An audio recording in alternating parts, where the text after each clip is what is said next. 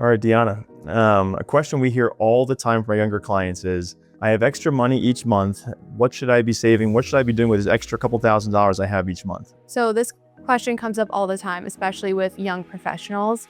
They often don't just have one goal, they have several competing priorities, and that could be buying a home, saving for retirement, paying down student loans, all at the same time. And naturally, there's usually a limit to how much monthly cash flow someone has, right? So where should someone start in trying to think about how to save properly?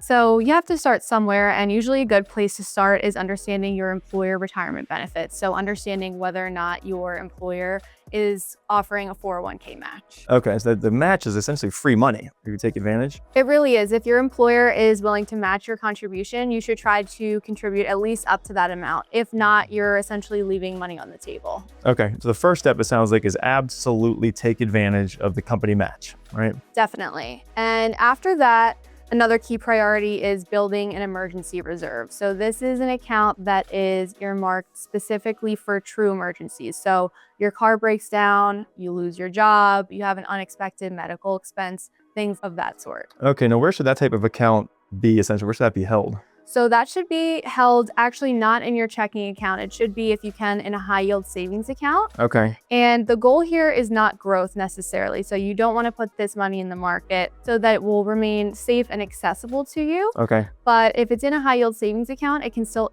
earn a little bit of interest while it's in that account. So I guess the high yield savings will get a few percent interest versus the checking accounts that close to zero. Right. And still taking minimal risk. Okay. How much should folks actually have in their emergency fund in the first place? So an emergency fund should have generally 3 to 6 months of living expenses. Okay. And that amount can vary from person to person. It will depend on what your other expenses are, what your debt is, and so it's not a one size fits all. The 3 to 6 months on average. Okay.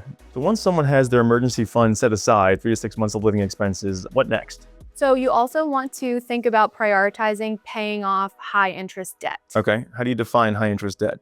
So anything above around 7 to 8% is high interest debt. You want to start chipping away at that because essentially your return is the interest that you're eliminating by paying that off. Okay, makes sense.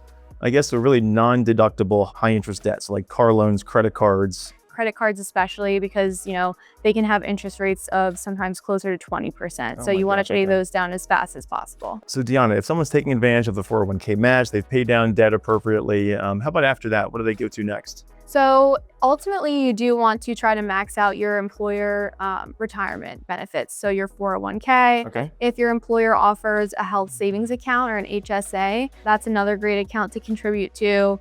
And those have contribution limits, so you can contribute up to an annual maximum every year. Your employer may or may not offer those benefits, but if they do, then the tax advantages of those accounts can be really effective wealth building tools over time. So Deanna, if I'm building up extra savings in my checking account, earning nothing, I've already hit my emergency savings, it's already set aside, what can I do with this extra cash build up in my checking account? So in that case, you might want to direct those funds to just a regular brokerage account. Okay. And by that, I mean, it's an account where you can purchase stocks and bonds and other securities, mutual funds, ETFs.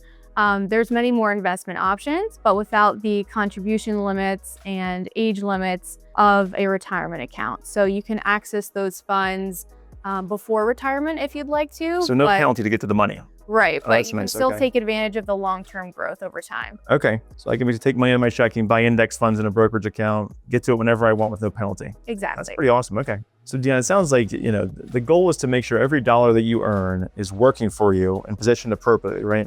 Right, so you want to start building liquidity, pay down debt, start investing for the long term. When every dollar has a purpose, progress tends to follow. I like that. It makes a lot of sense. Thanks, Deanna.